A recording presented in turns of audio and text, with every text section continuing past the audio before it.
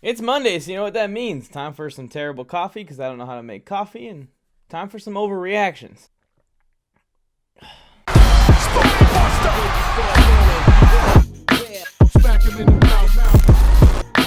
gave you fair warning, beware. Smack him in the mouth. Toward the end zone. It is caught for the touchdown. Smack him in the mouth. I gave you fair warning, beware. I'll smack him in the mouth. What is up, everyone? I am Mike, and I am on the mic, and you are tuned in to Overreaction Monday.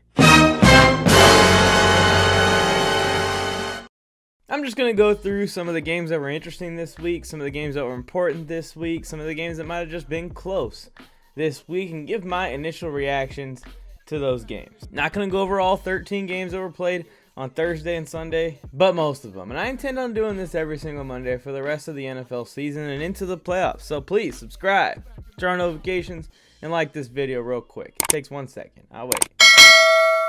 Alright, we're good to go. Let's get into the video. The Kansas City Chiefs beat the Las Vegas Raiders 48-9.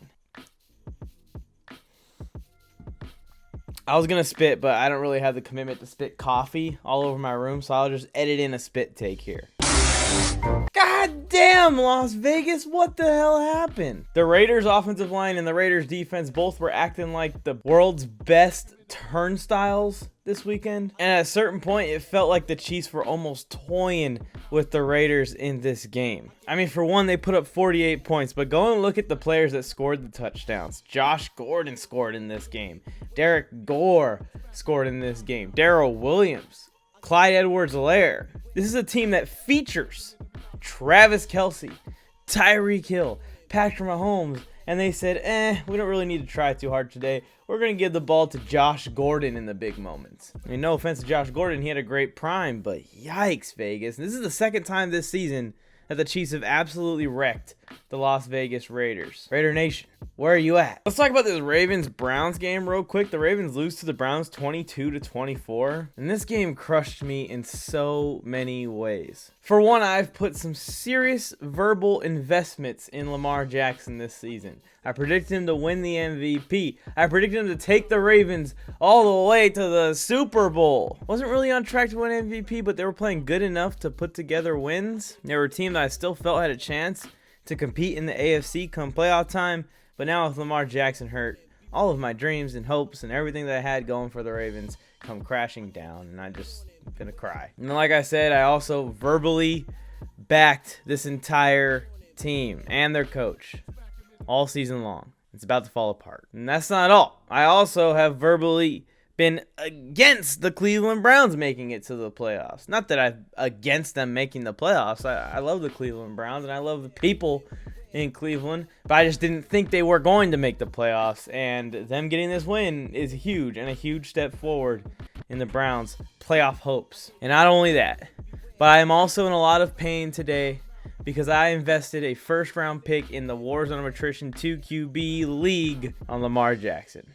And my team is the highest scoring team by a few hundred points. Looking like I'm possibly going to be a number 2 or 3 seed. And now I have to try and win my championship, possibly without one of my best players. On top of it all, the Ravens are just officially in trouble right now, and so is my fantasy team. Them boys, the Cowboys, take care of business against the Washington football team. And after almost an entire 12 months of hate on the Washington football team and their chances this year, they finally got me to break after the win streak that they put together late in this season. And then this happens. They lose this game to Dallas. I'm pretty happy that Dallas won, honestly, because, I had them winning the division pretty easily, and now that path looks like it's opened up for them. I'm just more disappointed in this game and disappointed that I let Washington convince me out of being the ultimate nameless team pessimist for a week. And it was the final week, I can promise you that. Right back into my hole of negativity I go. We have to talk about my Chargers taking on the New York Giants in SoFi this last weekend. I was there. It was a pretty sight to see. All I have to say about this game is Justin frickin' Herbert. Holy shit. Herbert stops, launches deep. Jalen Guyton, he's got it. Touchdown Chargers. What a throw. We ready. We ready. Ooh. Oh, we ready for KC. Thursday Night Football. Buckle your seatbelts. The 49ers-Bengals game was amazing. This was a game that I thought might get flexed into the Sunday Night Football game, either this one or the Bucks versus Bills, which we're about to talk about right after this. The 49ers are so up and down, man. It reminds me of the roller coaster from the Cat in the Hat movie. This is amazing! It's like a ride in an amusement park! My movie reference game is not strong at all, and Tony Tucker is currently in the process of trying to train me and get me a little better at that. Sorry for that terrible reference.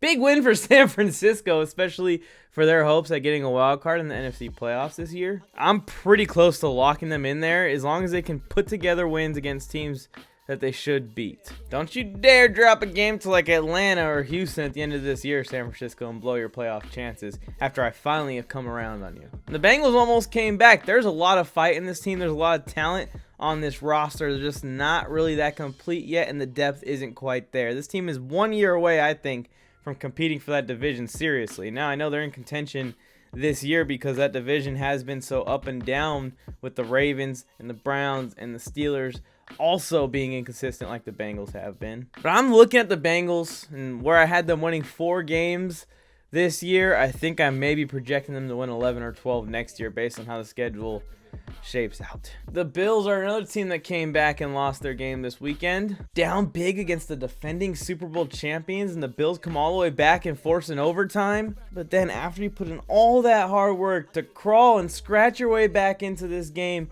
you give the ball to Tom Brady with a chance to go win it in OT. And you know exactly what's going to happen when you do that. Very surprised. Look at the look on my face. Super shocked.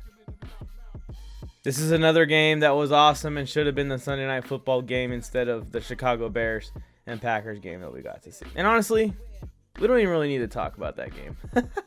Aaron Rodgers owns Chicago. It's that simple. End of story. Let's take a look at what the Discord server has to say about Week 14's games. If you guys want in on this Discord server, it's just a giant sports group chat. And I'll put the link in the description of this video, but you can also go and get it out of my bio on Instagram or my bio on TikTok. Links in both. So the first reaction from RFE_Aiden is saying the Packers defense could sell them big games. The Packers defense has had pick sixes in like 3 straight games or something crazy. And yeah, they gave up some points there in the second quarter. Justin Fields made some big plays, but it doesn't happen week in, week out. I trust in the Packers defense and the overall Packers team to win the Super Bowl this year. I don't know if I've said it enough times, but we'll see. The NFC is extremely tight this year. Keppel is saying that the Chiefs are winning the Super Bowl. That's a bit much to say about a team that just beat the crap out of the Raiders, because a lot of teams have been beating the crap out of the Raiders this year, but the Chiefs have definitely found some kind of form, and they're getting closer and back to it. We'll see how this game on Thursday night football goes down. I'm pretty pumped for it. Eric Dragon 100 said the Cowboys offense is falling apart, and they will not make a deep playoff run from a Cowboys fan. I think a lot of people have already accepted this, but to see Dem Boys fan base starting to kind of see it as well, it's good to see from Eric Dragon 100. 23_Lucas said Kyle Allen is better than Taylor Heineke. I don't think I'm ready to say that, but both these guys have been backups their whole lives for a reason. Just keep that in mind, Washington football team fans. Motha said only one team from the AFC North will make the playoffs. I still think that it's going to be the Ravens winning the division and the Bengals getting a wild card spot. But it could change. We shall see. But he's only got one team from the North making the playoffs this year. Oh, and then we got a debate starting up here between Keppel and Luba the Robot. Oh, gosh. We're about to get ugly there. We're gonna close this out. Anyways, that's it for Overreaction Monday. I want to hear your overreaction in the comment section below, and I want to hear your reaction to my reactions to other people's reactions. Anyways, leave a comment what your thoughts are from watching this weekend's action of NFL football. Was crazy as it's been every single week all of this year. It's been one of the more unpredictable, insane seasons in recent memory. Thanks for tuning in. One more time, make sure that you're subscribed to the channel. Make sure you like the video. It helps me out a ton in getting these videos out to more people. And that's it. I really appreciate you for tuning in. I'm Mike, and I'm on the mic, and this is me saying until next time. I gave you fair warning, beware.